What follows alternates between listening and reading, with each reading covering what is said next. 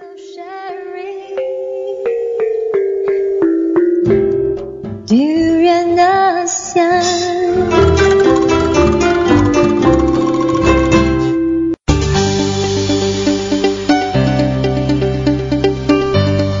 ASEAN Dailies. First and foremost news from Southeast Asia.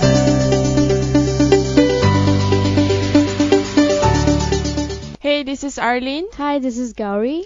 And you are back with us at Durian ASEAN with more news from Southeast Asia. So, to begin our story today, we want to give a bit of an update about what is happening around Southeast Asia, especially Malaysia and Singapore. Apparently, Malaysia and Singapore is enhancing the military cooperation, especially improving the steps towards addressing security concern in this region, understanding that there are so many terrorist activities and other security threats. Yes, and this letter was actually signed yesterday by the Defence Minister Datuk Seri Hishamuddin Hussein, and also his Singapore counterpart was there, who is Dr. Ng Eng Hen, as part of Hishamuddin's 2-day introductory visit to the city-state. Mm-hmm. And like you mentioned, of course, we've had a lot of problems in terms of the threat of ISIS in this region, and for both countries to come together in close cooperation, that shows a step forward in terms of our defense aspect, which we have been lacking all this while. Mm-hmm. ISIS is one thing. I think the larger threat is the lack of terrorist, the lack of mechanism to address the terrorist activities in this country. And besides terrorism, there are also other initiatives to enhance the kind of technological focus of military cooperation. For example, they are going to do more cooperation through coordinated maritime patrols in each other country's territorial waters.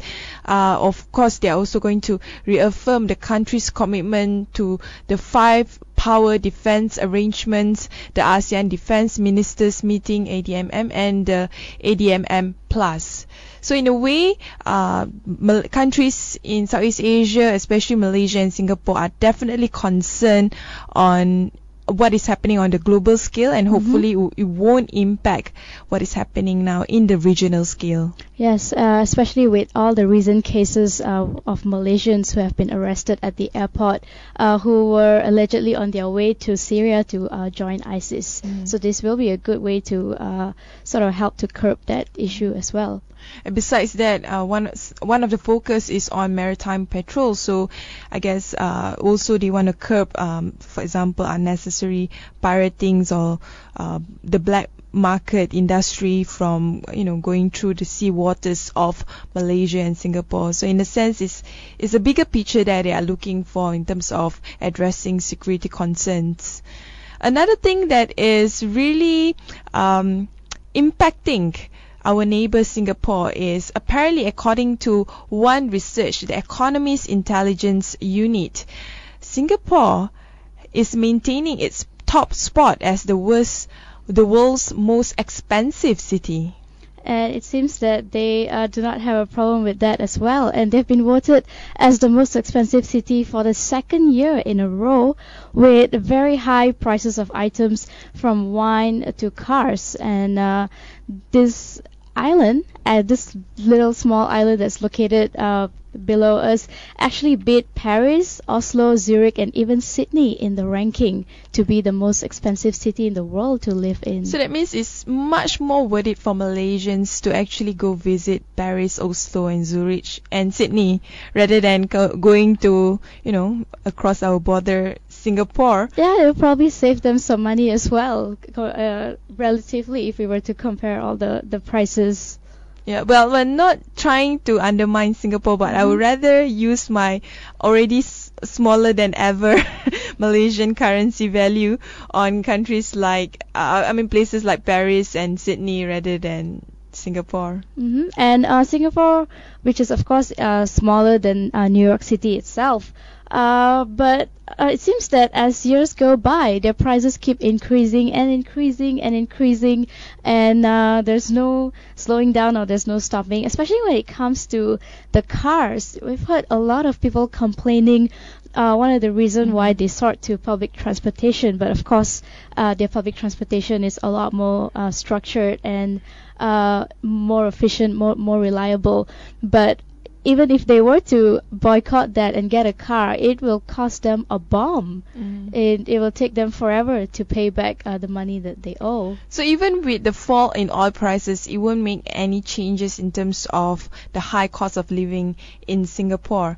But one thing in Singapore that is really stressing out Singaporeans is it's not just the high cost of living, it's the also is the high inequality, the slow wage increase especially among the lower income group, and in essence, you can't afford living in Singapore, especially if you want to spend your old age or you want to have a family on your own. And this is definitely one of the issues which also affected the current budget 2015 in Singapore, where they call it the Robin Hood budget because they realize that if Singapore is going to maintain anyway as the most expensive city in the world, they might as well, take more money from the rich. And apart from that, another complaint that I was reading earlier was also said that a lot of these people who are in Singapore are, of course, people I would say foreign workers who are the privileged ones, the one from the elite background who You are mean actually expat? Yeah, expats, thank you. And they are the ones who are making the most money and living the luxurious life in Singapore compared to There their seems own. to be a parallel system of living or lifestyle. If there is the comparison, there's the expat and the rich and the rest of the Singaporean society. Anyway, moving on, Malaysia Inc. pacts with Singapore, Thailand on cross-border capital. So another news regarding on economy in Southeast Asia. Apparently, the security market authorities from all three countries that I mentioned earlier has signed an agreement to enable better cross-border capital raising and part of a drive to develop an economic linkage within the ASEAN countries. And it's actually very nice to see that all the countries, especially Malaysia, signing a pact with Singapore, signing a pact with Thailand. It's nice to see them being proactive and actually start making some changes, some improvements, and addressing the issue that we are facing in this country, whether it's like earlier, whether it's the military threat or even in terms of security market, or trying to make it easier for cross-border capitals to flow as part of contributing to the ASEAN 2015 and also the AEC. And I think one of the issue that people just keep raising again is how ASEAN is notorious for being slow in terms of its progress or even joint initiatives. So this initiative is definitely a positive impact to the Southeast Asian region, and especially Southeast Asia needs to be taken seriously in terms of decision making and increasing its institutional power in order for all the 10 member groups be able to tap into the potential economic opportunities in all 10 countries. So this first jurisdictions trade deal is definitely one of the most positive thing that is happening right now in terms of the ASEAN economic community, and hopefully the economic linkages within ASEAN that is developed in Singapore, Malaysia and Thailand would benefit the rest of the Southeast Asian community. And it was nice to see other countries coming together as well. Maybe after this, since they have got the ball rolling here, perhaps other countries can also start addressing whatever issues that they are facing and sign pacts or whatever deal that's necessary for their improvement with other countries in ASEAN itself. That's true. And according to the Assistant Managing Director of Capital Market at MAS, Lee Boon Gyap, he said that ASEAN issuers will benefit from the streamlined review process that will make it easier to raise capital across ASEAN countries. Raising capital is not easy. I guess if we put it in another word, it's like fundraising. When in school, one of the hardest job among all other committees, I think, is the fundraising committee. So in the case of economic development, raising capital among businessmen and among corporations and even governments is one of the hardest tasks ahead. And for security market authorities be able to ease those kind of non-tariff barriers is definitely one of the positive measures for ASEAN economic community. Anyway, we'll take a short break. When we return, we will talk about Philippines as well as what's happening in Laos.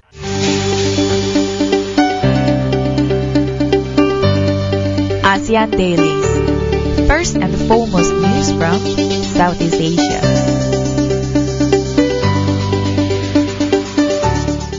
Hey, this is Arlene. Hi, this is Gowri. And we are back again with us on Southeast Asian news. So to continue, we are going to focus on the Philippines. Apparently, Philippines is appealing to the UN as usual.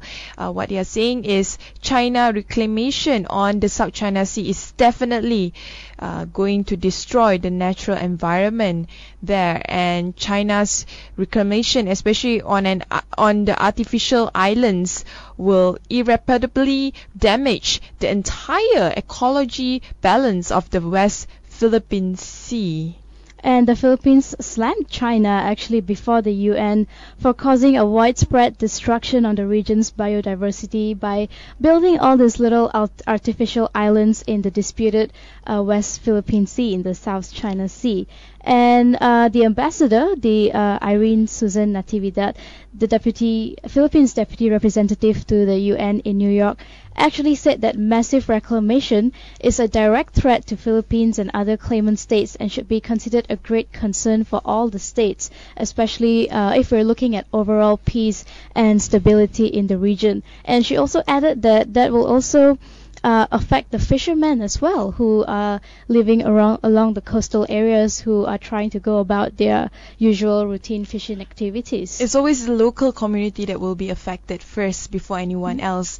But I'm not surprised because, maybe it's stereotype, but when it comes to anything artificial, China probably is one of the best at it. That's right. Everything is made in China, including artificial islands. But of course, that when it comes to grave consequences, especially to the environment and biodiversity, it's something that is very easily overlooked because we often talk about economic importance and how that is a priority. But most countries fail to realize that taking care of the environment and the ecosystem is equally important, because at the end of the day, these are the things that actually contribute back to the economy, the financial being of the country. Well, it's harder because South China Sea is a very sensitive topic right now, even among ASEAN countries.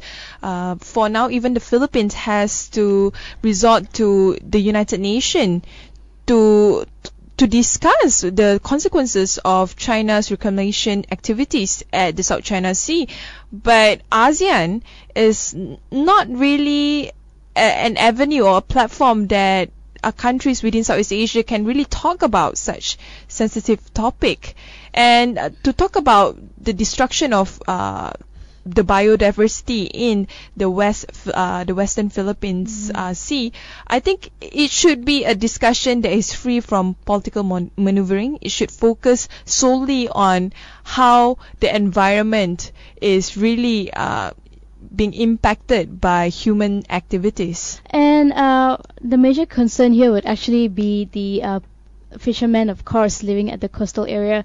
Like you just said, whatever happens, whatever major decision that's made, the first people who get affected are actually the local people and the fishermen, the villagers who are living along that area. Because to look at land reclamation as well, that's not a bad thing per se. A lot of other countries, even in Malaysia, back in Penang, there's a lot of land reclamation going on, and it worked out pretty well. But that was only because there was no no settlement over there, and no one really depended on that particular area for their bread and butter. But in this case, there are actually people living there and making a living out of it. So for China to just come in and start saying that we're gonna do land reclamation and you guys have to shift out, that's also another concern for the people who are living there. If you look at the artificial island itself, it looks like a WhatsApp logo. Logo. It looks like a phone, like the old phones. Right. Headset. And what is interesting about this is the Vice Admiral Alexander Lopez said that the military is the Filipino military is definitely heavily monitoring the aggressive development of island reefs and features in the contested waters. But the problem is they can't do anything, because any sign of aggression means that they are posing a threat, or they want to have a war with China. And of course, any country in Southeast Asia wouldn't want to go to that route. That is definitely something that would tarnish the relationship for the whole of ASEAN towards China. And you don't want to piss off China more than any country in our region. We know they're a big country, powerful country. Even when they had feuds with the Philippines and the Vietnam, ASEAN itself didn't really step up to say anything about it. And China itself being like the big brother in this region, a lot of countries have very good relationships. And in order to address this, as much as it's important, it's a very tricky issue to actually bring it up and to voice it to China. It's a very tricky issue, because the reality is ASEAN foreign ministers did raise the concerns, but they are only raising it on an individual country capacity, not on an ASEAN platform, and that diminishes the legitimacy or the credibility of the concern, making it as just an individual country support towards the Philippines on the particular issue. The voice wouldn't be as loud if it's just one country, as opposed to if you actually get at least a few countries together, if not all 10 countries to come together, probably 4 or 5 countries close to the Philippines, Brunei, Malaysia, and that would probably be more effective when it comes to addressing this problem to a big country like China. But you have to look at another angle, from the Chinese angle. For them to want to reclaim back or to have reclamation activities in the South China Sea is justifiable, because in China's context, because maritime is another way for China not just to exert its power, but also to ensure that it can generate economic GDP or economic income, and definitely the areas within the boundaries within the South China Sea is rich in oil and other minerals, which China is eager to put its hands on this. But at the same time, we shall not forget that, for example, the Spratly Island disputes and also other countries within Southeast Asia are in actuality also wanting to have their hands on the South China Sea. They are also claiming that a portion of the South China Seas are theirs. One of the countries is in fact Malaysia. So my question, or my concern in essence, that if China is not there, most probably countries within Southeast Asia would fight among each other to do the exact same thing, because at the end of the day, it's the economic benefit of the South China Sea that people are dying to have their hands on, and also to sort of mark their territory and say that this whole area is mine. But maybe it wouldn't be as scary though if it was among us, because none of us are actually as big or as scary as China. But you have a good point there as well, that we'll probably be having the same fight anyway, because everyone wants a part of the sea to contribute to their economic benefits in the country. So in the end, the fishermen will still be in jeopardy, because they are the ones that are generating their income in the sea, but the other one is being caught in the geopolitical war between all the different countries with Southeast Asia and also China. And especially the environment as well, with the change of the landscape and also the biodiversity. So that's a big question mark that I think ASEAN should address it in the upcoming ASEAN summit on what's the way forward if they really do not want China to be part of this. Are they going to quarrel among themselves to claim as well portion of the sea? And will they be brave enough to actually bring it up and address it to the big brother? So another focus is on Laos. As we all know, we have reported it several times in our Durian ASEAN dialogue segment called the Durian Hit about the mega first dam project in Laos, where they were being in charge by the Laos government to build dams in an area called the Dong Sa Hong Dam. Is actually along the Mekong River area, and a lot of the human rights groups and activists are campaigning against it. But nothing much has been done to curb what is happening there. In fact, what is being reported now is the Dong Sa Hong Dam is progressing quite well.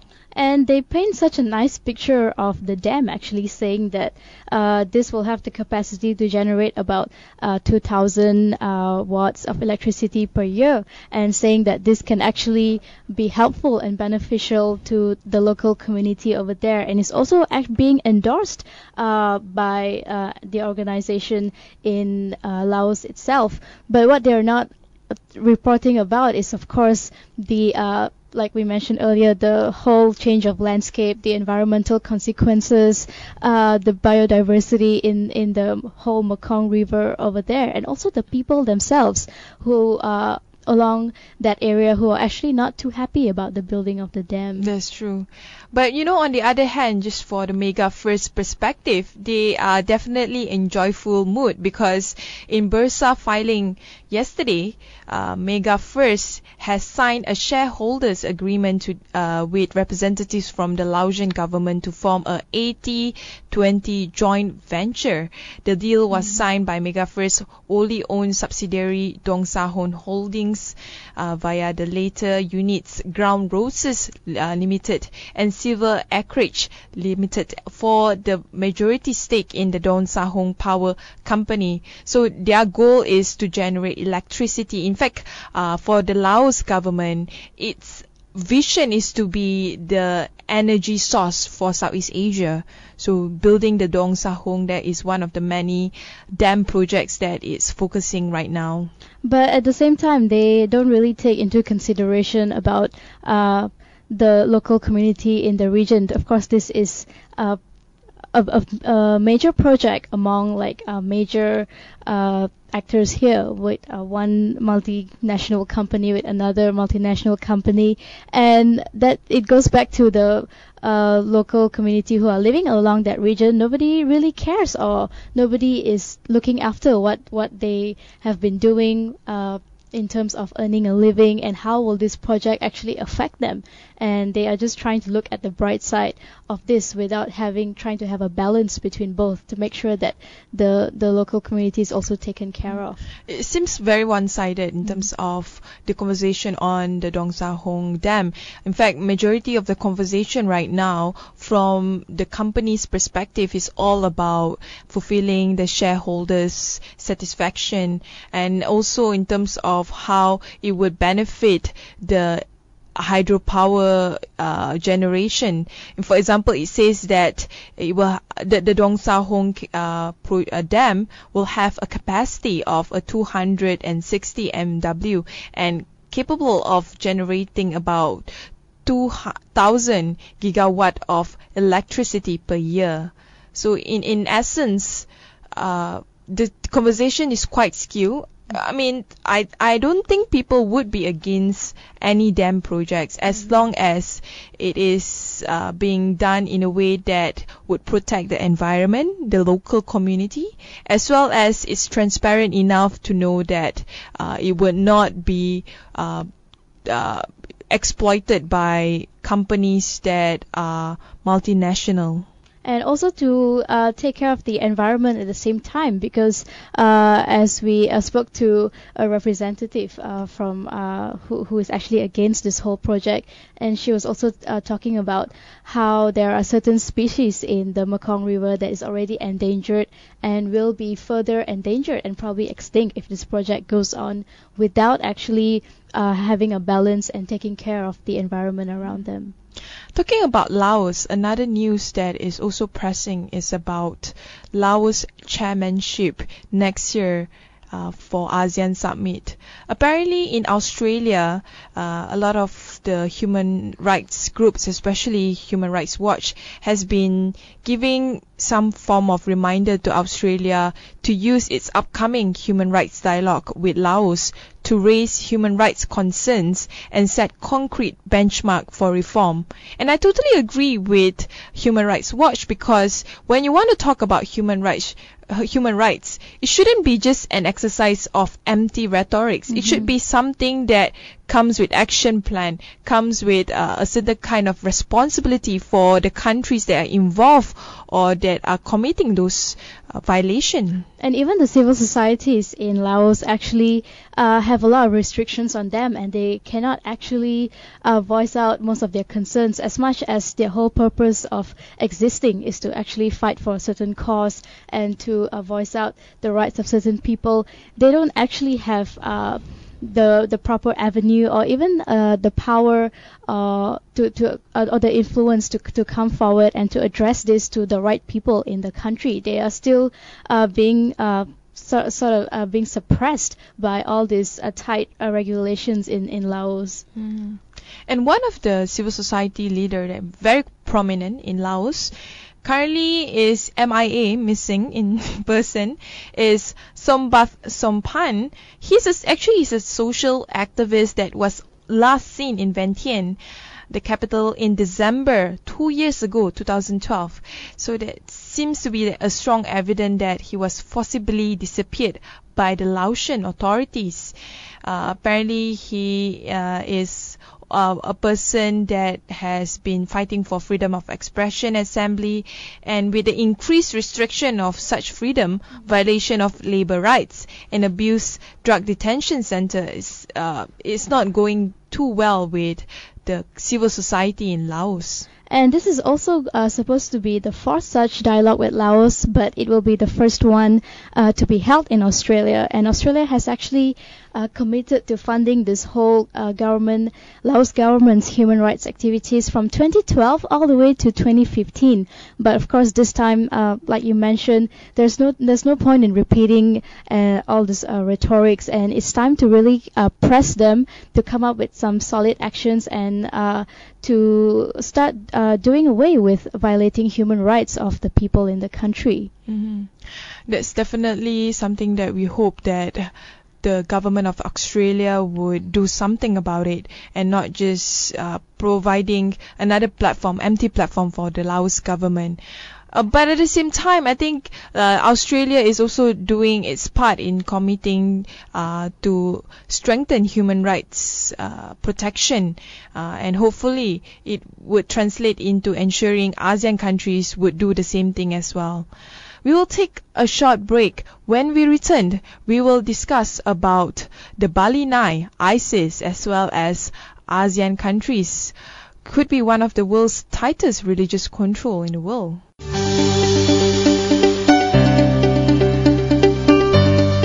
ASEAN Dailies. First and foremost news from Southeast Asia.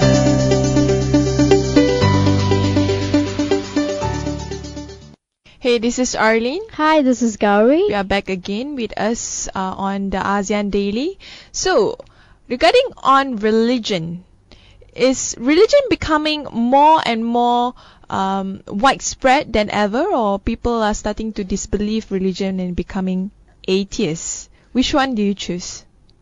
I think religion is something that once you grow up believing in it, it's very tough to get out of that, and it's something that a lot of people appreciate because it's become serve as a guideline for their daily lives, their daily routine. But at the same time, there's also an atheist group that is against that. But it seems that the whole religious aspect is becoming tighter and tighter in this region. Yes. In this region especially, I mean, no doubt about it that compared to other continents, Southeast Asia is definitely one of the most religious continent, I would say, in the world, if possible, because people in Southeast Asia, they are deeply spiritual, deeply religious, regardless whether it's Buddhism, Islam, or Hinduism and so on, or even Christianity. But at the same time, because religion is something that is really central in a lot of the communities in Southeast Asia, it is also one of the ways that governments in Southeast Asia use, or not just government but religious body or religious authorities use it as a way to control society. Hence, according to the Government Restriction Index, which was a report released by the Pew Research Center, ASEAN has some of the world's tightest religious control. And religion is supposed to be a personal thing, essentially. But like you mentioned, because it's central in a lot of decision making, the government or the religious bodies are using this as an opportunity for them to actually place restrictions and start using religion to actually to go about handling and making whatever decisions that they have to make. And this is becoming tighter and tighter, especially in this region, or even in Malaysia itself. It's been so politicized as well that religion is no longer just a religion, no longer just a personal relationship between you and God. It has a lot to do with the law in the country as well, and the regulations that's been set. There's a lot of troubling trends that is happening right now in countries like Brunei, Indonesia, Malaysia, and Myanmar. I think we all know how minorities are being persecuted, how society are being restricted, how laws are being created based on religion. And we see, for example, in Malaysia, with the restriction on a lot of the Islamic laws, even though we still do not have a hudud law, but in Brunei they are already implementing it. While in Indonesia, for example, places in Aceh, they already have a hudud law, and society are becoming much more restrictive. In Myanmar, religious minority like the Rohingya are being persecuted by the Buddhist government of Burma. And surprisingly, Singapore is also part of the list where very high level of government restrictions in 2013. This is defined by the scoring of 6.6 or higher on the 10-point government restriction index in terms of religion. I'm surprised. I thought Singapore is a secular state. That's right. We always have this perception that Singapore is more open-minded when it comes to religious issues, and you have a lot more freedom going on there. But that doesn't seem like the case here, and it's actually in the same ranking area as Malaysia, Myanmar, Brunei, and Singapore, and even together with Laos and Vietnam. And it's only Thailand that just missed the mark, and it's actually in the moderate area. Must be the sex industry there. Yeah, sure. They happen to be pretty open-minded about that, so it probably spills over into religious issues as well. But I'm just surprised with Singapore, because Singapore is a secular state and should be somehow not using religion as a form of control by state, but apparently it is definitely has become a state where religion becomes the central point for government to control society. Talking about religion, I think the most infamous one would be the issue of ISIS. But in a surprise move, ISIS releases 19 Assyrian Christians from their captivity. That's something that is unheard of, right? Considering they burn people, they they behead people and they lock people up. It's kind of a surprise because it's very unlike ISIS to actually release people. But there's also another opinion when it seems why would ISIS suddenly come up with this move to release people, and this person, Graham Wood, who published a detailed analysis on ISIS, actually said that he's not very surprised about what ISIS has done, because they have been quite predictable over the years and all their activities. So it's time for them to actually do something different to simply stay relevant in this, I don't know what to call it, the militant area. I wish all government are like that. They change according to the times and trends. Just to sort of keep themselves relevant with the times. Yeah, I mean, they're so active in social media. They seem to be the model country. They could have been the model country minus the religion and the killing and the violence. I mean, one thing about ISIS that surprises people is they function like a real nation state. But at the same time, they are also a killing machine. They would kill people without even having the kind of compassion that you would assume people of religion would have. And also, it seems that now that they have done this, they have there's a few analysts who have also come up to say that now it seems it's actually possible to come forward and to maybe even have a possible dialogue with ISIS and what they are doing, which is of course quite surprising, because whenever we think of ISIS, it's a very scary, intimidating organization, and to have a dialogue with them is probably unheard of before. Well, what is needed in terms of dialogue is in Indonesia right now. As we all know, Indonesia is plagued by a lot of foreign relation pressure because of the death penalty imposition towards the Bali Nai. Apparently, the officials in Indonesia is expecting Andrew Chan and Muran Sukumaran to be moved for execution this week. It's funny because Indonesia is really standing their feet firm that they want to execute these two individuals, but at the same time, countries all over the world where their citizens were being executed are strongly against it, but nothing is actually happening. Like there's no dialogue happening to actually find a common ground on this matter. And as much as the countries have voiced out their opinion, it seems President Joko Widodo is very firm, very adamant about his decision as well to go for the death penalty.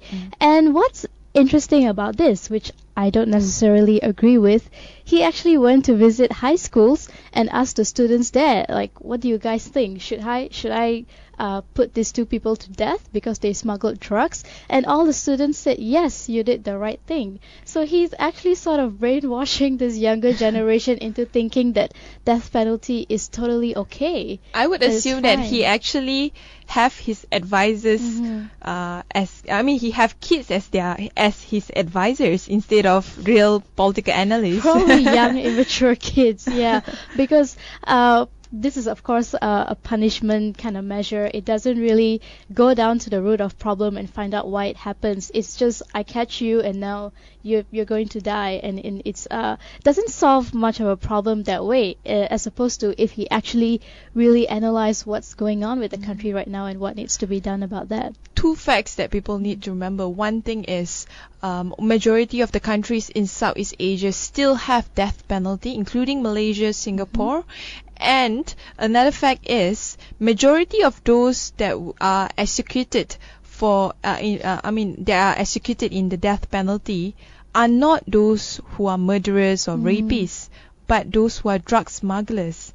And I think this is something that is serious, because you shouldn't kill a life or a soul because of a crime like drug smuggling, or in fact you shouldn't even kill a soul at all for whatever crime that he did.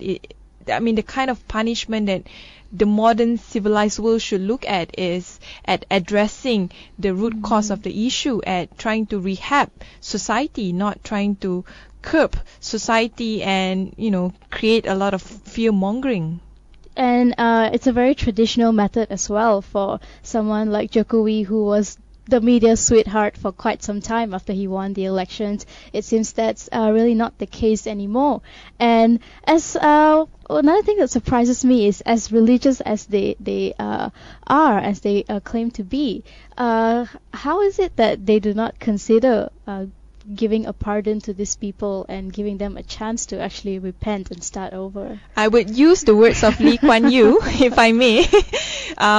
You just need to do what you need to do. Mm-hmm. Because it's all about saving face. It's a very Asian culture, where if you don't do it, it's actually a sign of weakness of your foreign policy. But if you do it, it's not so much because you really believe in it. It's because you want to save your face, or you want to, just prove your stance. That's it. And I think it's just stupid to do that. Oh, well, it is. So that's all from our news today. Thanks for listening to us. Can always give your feedback to us via our social media on Facebook, Twitter, Instagram and all. And also, we have a YouTube channel. Subscribe to that for all our daily podcasts of interviews. And also listen to us on your TuneIn app if you are on the go. Have a nice day.